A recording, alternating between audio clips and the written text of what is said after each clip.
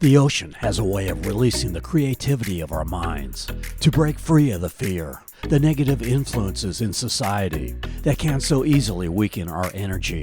In the islands, you learn to just let go, enjoy the moment, to truly live. It is here I have found an oasis of freedom, known as the Florida Keys. Located in the southeastern U.S., this chain of islands is linked by an overseas highway that covers 106 miles of breathtaking scenery and abundant nature. 42 bridges provide access to this water sport paradise. Welcome to the first of a 2-video series of this tropical region. In this video, we will start an hour south of Miami at the largest island, Key Largo, where we'll take you on a glass-bottom boat, explore a coral reef park, and chill out at Jimmy Johnson's place. We then travel down to Islamorada, where we swim with the Dolphins, take a boat ride to Alligator Lighthouse, then further down to Marathon to see a unique water sport adventure park and tropical beer garden eatery. After Marathon, this is where the overseas highway gets amazing, with the 7-mile bridge, where you'll find a tree named Fred, Bahia Honda State Park, the old railroad bridge, a relic of an amazing achievement. We then travel down a multitude of smaller islands, and finally arrive in Key West at sunset. Along this 106-mile journey, we'll showcase several waterfront eateries, explore multiple hotel resorts and lodging options, and give you tips for saving money. And for you RVers, I'll show you multiple campgrounds along the way. So join us as we give you a taste of the Florida Keys by drone, by boat, by car, and by dolphin.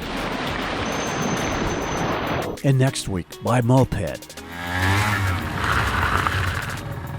by parasail, and by helicopter, to help you plan your trip to an oasis of freedom, the Florida Keys.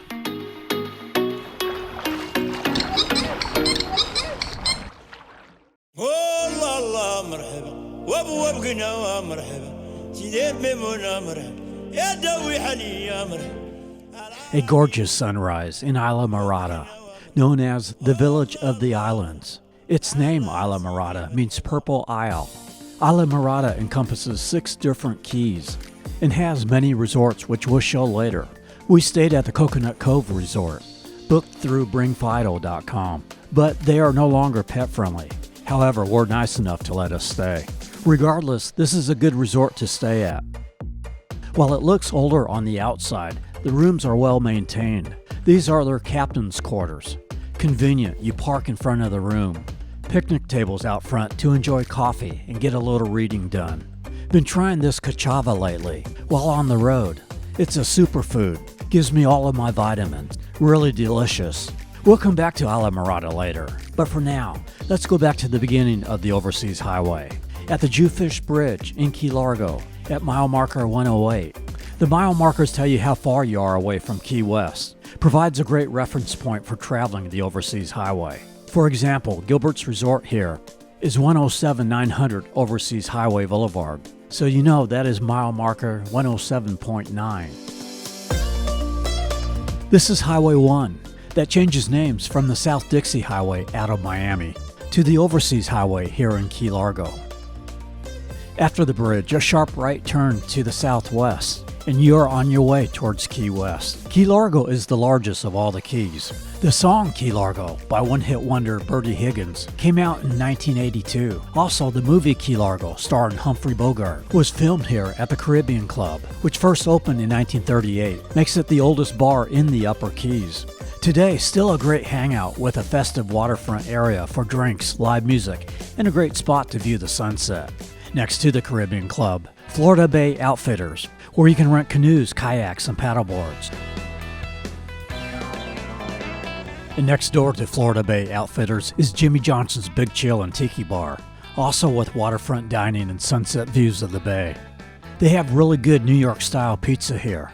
Live music. You'll find a lot of Miami Dolphins fans here. They won today, so everybody's in a happy mood.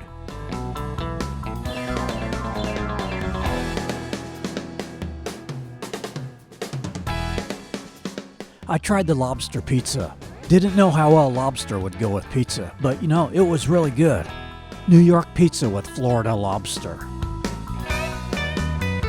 A quarter of a mile down from Jimmy Johnson's Big Chill is Pirates Cove Water Sports, located at the Key Largo Bay Marriott Beach Resort.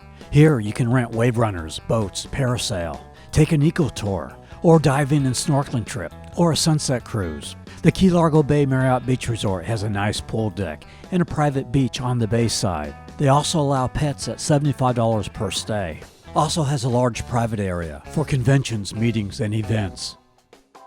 Another mile down the highway, at mile marker 102.5, is Key Largo's most popular attraction, the John Pennekamp Coral Reef Park, the nation's first underwater park. It is $8 per vehicle plus 50 cents per person. This park covers a huge area, 25 miles in length, with 3 miles into the Atlantic Ocean. The land park area provides a base for offshore snorkeling, diving, and glass-bottom boat trips. A large picnic area at the marina. The glass-bottom boat departs the dock 3 times a day, and a snorkel boat departs the dock 4 times a day, weather permitting. Both tours are 2.5 hours long, that allow for an hour and a half of reef time to view the living coral and marine life up close and personal. This is also an excellent area for kayaking among the twisting water trails through the overhanging mangroves.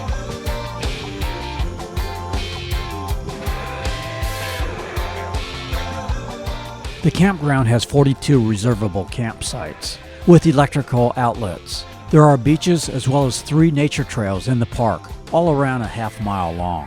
To book the boat and scuba tours and kayak and paddleboard rentals, see pennecamppark.com.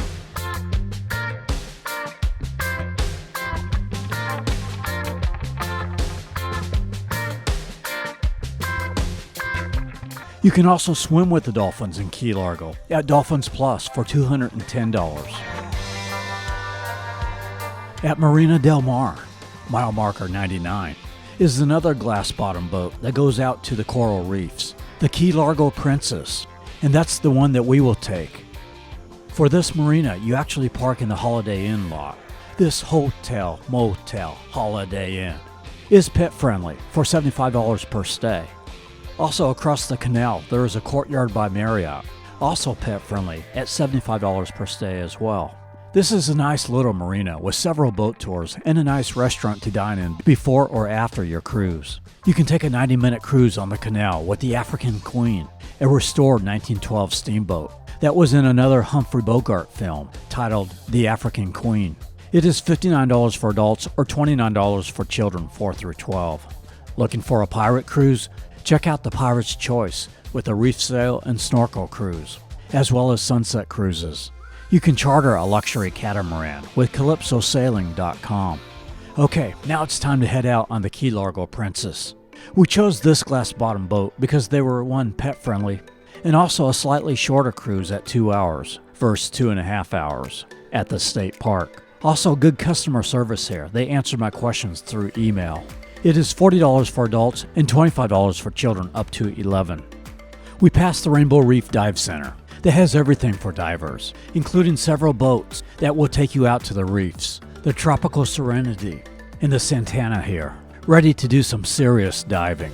Bella doesn't like to dive in the water, so we will view the reefs from the boat.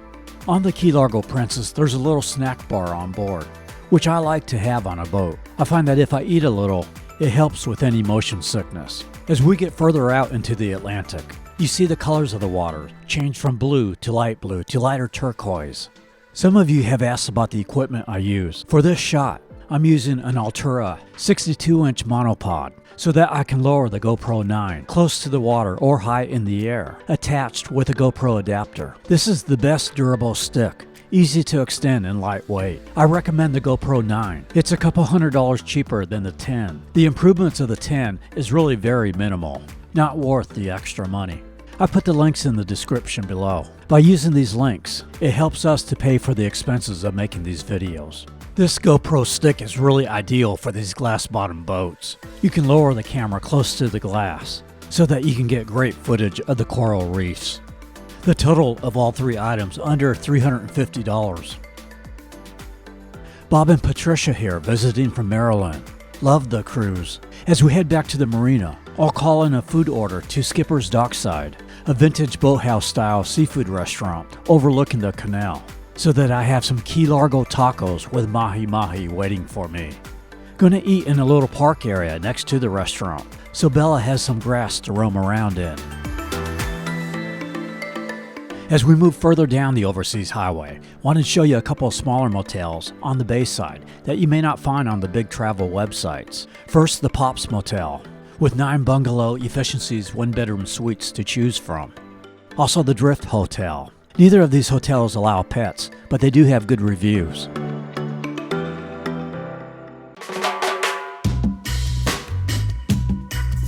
Tavernier is a small water sport community located between Key Largo and Islamorada. We cross the Tavernier Creek from Key Largo to Plantation Key. On the right is the Tavernier Creek Marina. The Conch Republic Dive Shop is located here with a 46-foot and 30-foot dive boat. You can also rent boats here with Anchors Away boat rentals, or take a deep sea fishing charter with Good Karma Sportfishing. Have some delicious Cuban food at Habanos on the creek. Cuban coffee is an absolute must when you are in the Keys. On the other side of the highway is Casa Morada Village, where you'll find Paddle the Florida Keys for kayak and board rentals, and the Florida Bay Company for boat tours. Tavernier Creek is great for boating, because on one end is the Everglades National Park boundaries, and on the other end is the Atlantic Ocean.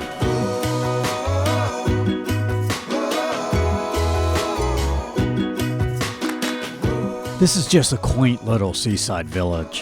What's the Fish Seafood Shack? Enjoy a drink on the creek at the Mar Bar. I'm here during the morning, so that's why you don't see any people here yet.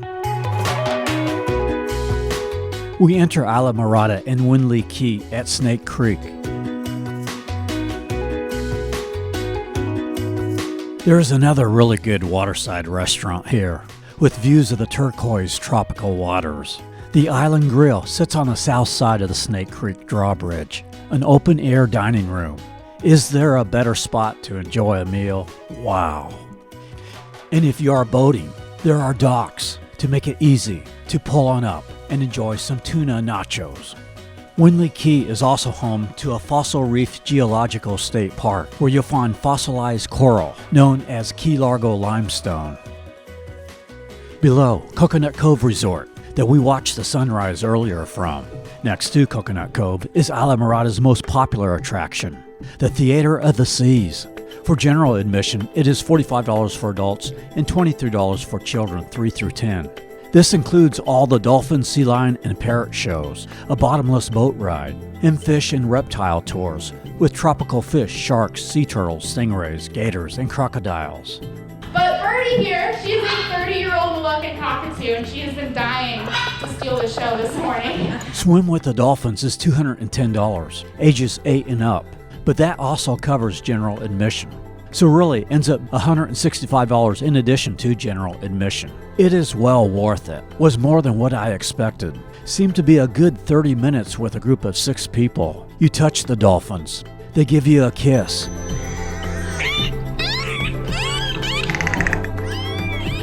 At one point, the dolphins take you on a ride as you hold onto their fins. Exhilarating. You can also swim with a sea lion, sharks, or rays.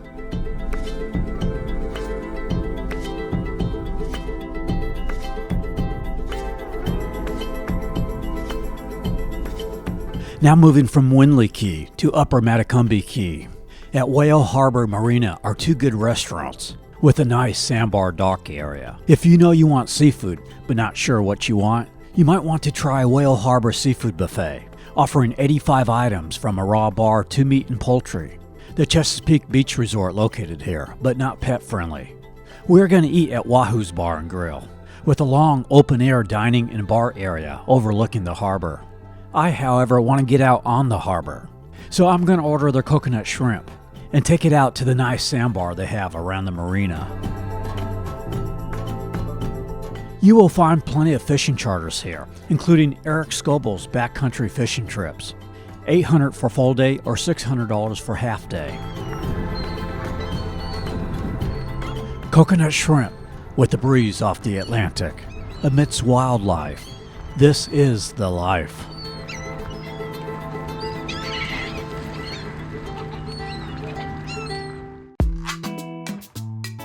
Now I'm going to show you several resorts on Islamorada. A Publix at mile marker 83. The History of Diving Museum on the right. Casa Morada sits a little bit off the highway on the Gulf side. This resort has a private island accessible by a footbridge, with a freshwater pool, secluded cabana, and a gazebo bar. Pet fee is $75 per stay. The Islamorada Yacht Basin. Moving across to the ocean side of the island is the Islander Resort, a huge resort with 2 saltwater pools, a kid's splash pad, hot tub, butterfly garden, dog park, volleyball, ping pong, basketball, and shuffleboard, a fishing pier, and rentals for bicycles, paddleboards, kayaks, and snorkel gear. Designated pet-friendly rooms available at $75 per night per pet. A couple of miles further south is La Siesta Resort and Marina. When you stay here, you can visit their sister properties of Amara Cay, Pelican Cove, and the Postcard Inn. They charge $100 per pet per stay. They have private suites in these quaint, colorful beach cottages. At the south end of Upper Matacumbe Key is Bud & Mary's Marina, where there is a wide variety of fishing charters. Bud & Mary's also offers an oceanfront house, a penthouse suite, houseboats, and hotel rooms for lodging. A party fishing boat sails daily for $95 per person. Snorkeling and eco-tours for $150 per hour, up to 6 passengers. Mangrove Mike's Cafe is here for breakfast and lunch. Or next door, oceanfront dining at Lazy Days Restaurant. In the 2.5 miles between Upper and Lower Matacumbe Key, a small circular tea-table key, and also a longer, narrow Indian key. That landmass out there is Indian Key Historic State Park.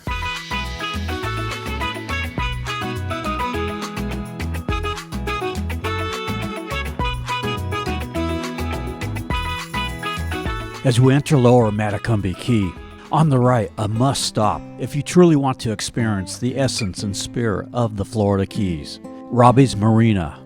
This reminds me of an old Florida-style fisherman village marina. With everything here, there's the Hungry Tarpon restaurant with waterside dining for breakfast, lunch, or dinner, the Thirsty Tarpon bar, and a neat little pier that is $2.50 to go out on, or for $4 you can feed the tarpons and pelicans. These pelicans will come right up to you, well, because they think you have some food for them. Pick up unique handcrafted souvenirs at Robbie's Open Air Market. A coffee, ice cream, milkshake trailer. At the marina, you can go parasailing, or take an eco tour, or snorkel or sunset cruise with Key Z charters, which is what we are going to do. There are also kayak, paddleboard, and motorboat rentals here. I like Key Z charters because they offered a 1-hour tour. I had a lot to film today and didn't have too much time to waste, so 1 hour gave us enough time to get out to Alligator Lighthouse. And they are pet friendly. The Alligator Lighthouse is 5.5 miles from the overseas highway. You can, if you look very hard, just barely see it from the highway. Again, you see why my little GoPro monopod that I mentioned earlier comes in so handy. I can put my camera far over the water. The color is so beautiful and clear. It's about a 20-minute boat ride to get out to the lighthouse. Now it's time to fire up my Mavic Air 2S for aerial shots. Love this drone because it's small, fits in my backpack with Bella. Ideal for flying off a small boat, great picture quality. Despite its name, there are no alligators here. Alligator Reef Lighthouse was named after a Navy schooner. There is a reef around the lighthouse. With Mavic Air 2S, you must use ND filters. I put a link below that includes the filters, extra batteries, hard case, and smart controller, which I also use. Makes it simple to fire up and go. Also put a link without the smart controller to save a load of money. This whole video was filmed with this drone. By using my links, I get a small percentage that helps us pay for the expenses of filming these videos. The Florida Overseas Heritage Trail provides 90 miles of biking, many parts of it a separated path from the road. We arrive at the southern end of Lower Matacumbe Key in Islamorada. It is here Ann's Beach is located, at mile marker 73.5. There is a little parking lot at both ends of Ann's Beach. This beach is about a quarter of a mile long, with a 1,300-foot boardwalk that winds through the mangroves, with 6 pavilions. Makes it a nice stop for a picnic. It is very picturesque, shallow waters, and the best thing about this beach is that it is completely free. When you find something in the Florida Keys that is free, you have to take advantage of it. After Ann's Beach is where the Overseas Highway really gets nice, beginning with the Channel No. 2 bridge that takes us to Craig Key. The Overseas Heritage Trail runs along the old bridge, with platforms for fishing. Then the Channel No. 5 bridge that connects Craig Key with Long Key. There is a break in the old bridge here, so if biking, you have to share the road with the highway over this bridge. This is one of my favorite bridges to film. We used it in the thumbnail of our previous Florida Keys video. Sunset is spectacular here. The next bridge goes over the Long Key Channel, the Dante Facel Bridge, which connects Long Key with Conch Key. The Overseas Heritage Trail now on the left side of the highway. This bridge almost 3 miles long, and no breaks in the old bridge, so you can bike right on through. A super long bridge to fish from, which makes this one of the best places in the Keys for bridge fishing. Parking lots are on both ends of the bridge. Below is Conch Key, and in the distance, Little Conch Key. Tom's Harbor Cut Bridge takes us to Duck Key. The further south we go, the more color to the water. Tom's Harbor Channel, another great spot for fishing. We now enter Grassy Key and Marathon City Limits, which encompasses 7 different keys.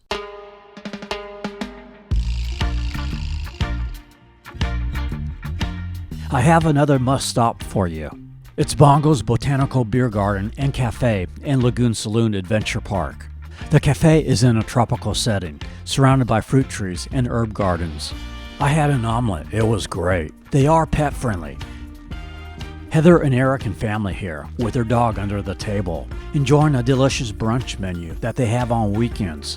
The grounds has lawn games to keep the kids occupied, and hammocks to chill out in.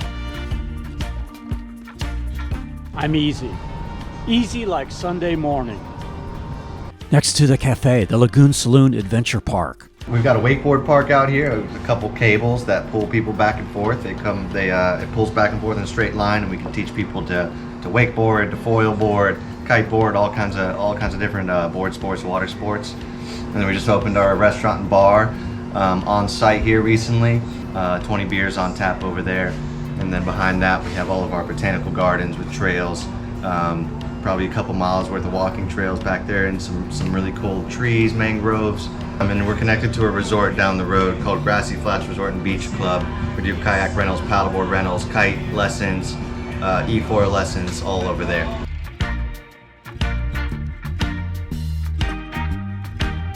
Across the highway from Bongo's is Jolly Roger RV Resort on the Gulf side, with 11 acres, more than 160 full hookup sites. Pet-friendly with a bark park. No fee, just a $30 pet deposit. A nice little beach area with tropical huts, boat docks. Curry Hammock State Park with sandy shoreline and Mangrove Creek. We now enter Kivaka on the right, one of Marathon's most popular attractions. Aquarium Encounters, with interactive aquatic experiences for all ages. General admission $24.50 for adults, $17.50 for children. You can feed tarpon, turtles, lobster, touch stingrays, see sharks. For an extra rate, you can snorkel or dive a coral reef. Just south of the Marathon Airport, at mile marker 50.5, is the Cream Point Hammock and Nature Center with nature trails. Due to being so close to the airport, can't use the drone, but thanks to Google Earth, can show you the satellite image. Admission is $15 for adults, $10 for children. At mile marker 47.5 is Porky's Barbecue Bayside Restaurant and Marina, as well as open-air dining. You can also rent boats, wave runners, or take snorkel trips with Wake Zone Water Sports here. Now far enough away from the airport, I'm allowed to fly the drone. A look back on Marathon.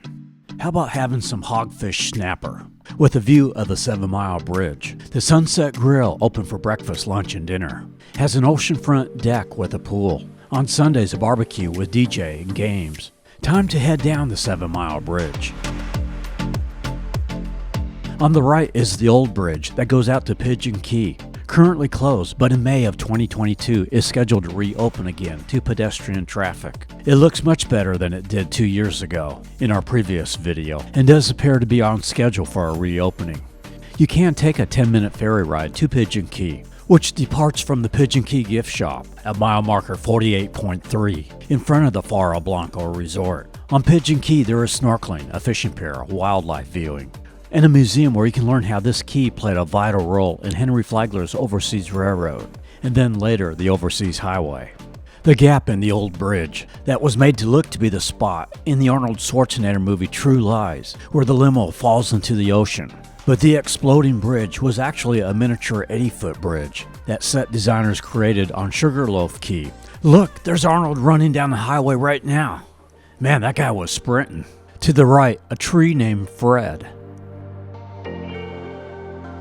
A little crazy to be running on this bridge, with people not always paying attention to the roadway.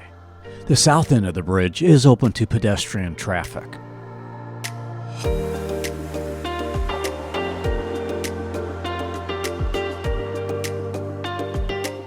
Close to the south end of the bridge is Sunshine Key RV Resort and Marina. On the Gulf side, located on the site is Key Boat Tours, who rents kayaks, paddleboards, bikes, and offers fishing charters and snorkeling tours. They also have vacation rental bungalows, volleyball, tennis, pickleball, and basketball courts, a game room with billiards, RV rentals to sleep in, so that you can see what it's like camping in an RV. Bahia Honda Key has some of the most colorful waters you see in the Keys. Bahia Honda State Park, located at the south end of the Key, with some of the best beaches. It is $8 per car, 50 cents per person. Camping is $36 per night. Includes water and electricity. Cabins also available at $127 per night, May through October, or $167 per night, November through April. Kayak and paddleboard rentals and a snorkeling tour available here. At the south end of the park stands a relic of an incredible achievement. The year was 1912, that a train for the first time rolled down these tracks headed for Key West. It was called the eighth wonder of the world. The hurricane of 1935 would damage this bridge for railroad use. However, the top layer of the bridge was paved and guardrails added for automobile traffic, and thus the Overseas Highway opened 3 years later in 1938. Today, a new bridge takes travelers over the channel from Bahia Honda Key to Spanish Harbor Key. In Key West, we'll take you inside a museum that shows the history of this railroad. From here down to Key West, the bridges of the Overseas Trail are all continuous, allowing pedestrians, bikes, to travel completely across. And most of them have platforms for fishing as well. We cross the Spanish Harbor Channel into what many consider is the best key for nature lovers, Big Pine Key. It is here at mile marker 33 you will find Big Pine Key Resort. They have waterfront RV sites, rustic camping sites, with a rec room, shuffleboard, billiards, nature trails, fish cleaning stations, and an observation deck. We cross from Torch Key onto Ramrod Key, where you'll find Boondocks Grill and Draft House along with their mini golf. This is a pet-friendly, tropical-themed pub with a large tiki-style patio area. A look over Ramrod Key, and in the distance, Niles Channel and Summerlin Key. As we cross over the Niles Channel, the Overseas Highway takes you over several smaller keys. The Kemp Channel Bridge. We are now about 20 miles from Key West, as we quickly hop over these smaller islands, chasing the sun. Cujo Key is popular with boaters, as you'll find many vacation rentals with a dock on a canal providing easy access to your boat. Sugarloaf Key, another popular key for those that want to enjoy the nature of the lower keys without the craziness and crowds of Key West. Here is the Sugarloaf KOA that was devastated by Hurricane Irma. But the good news is, this is a completely brand new campground, now with better facilities, a Camp K9 for pets, and coming in late 2022, vacation suites with hotel-style amenities. People often think of the Overseas Highway head south, and it does, but it is heading as much west as it is south. In fact, by the time you get to Key West, you are due south of Fort Myers, on the west coast of Florida. As a result, when driving near sunset, you'll have the sun in your face. We are chasing that sun before it sets in Key West. Mile marker 12 here is as close as we could get FAA permission to fly a drone. The Naval Air Station on Boca Chica Key and Key West International Airport pretty much restricts any drone flying in the Key West area. But don't worry, we will find other ways to give you aerial shots in our Key West video. As we cross the Boca Chica Channel to Stock Island, we are arriving in the Key West metro area. And now on Roosevelt Boulevard on Key West, where you can watch both a sunrise over the Atlantic and a sunset over the Gulf. We made it. Sunset at Mallory Square.